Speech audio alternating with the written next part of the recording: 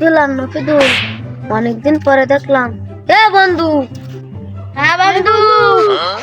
বন্ধু তা ওই অনেকদিন তো দেখা হয়নি, তো চল ওই চা খাই আসি, তো চার দোকান, চল ওই চা খাই আসি চল।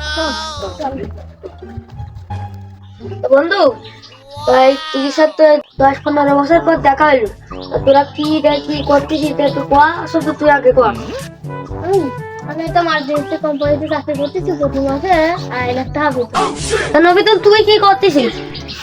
আমি প্রাইমারি একটা সরকারি চাকরি করি, আর কি আর করবো। বন্ধু তুই এখন আপাতত কি করতেছিস? বন্ধু এখন তো এই ব্যবসা কমে গেছে, ওই গনে গনে ব্যবসা হয়।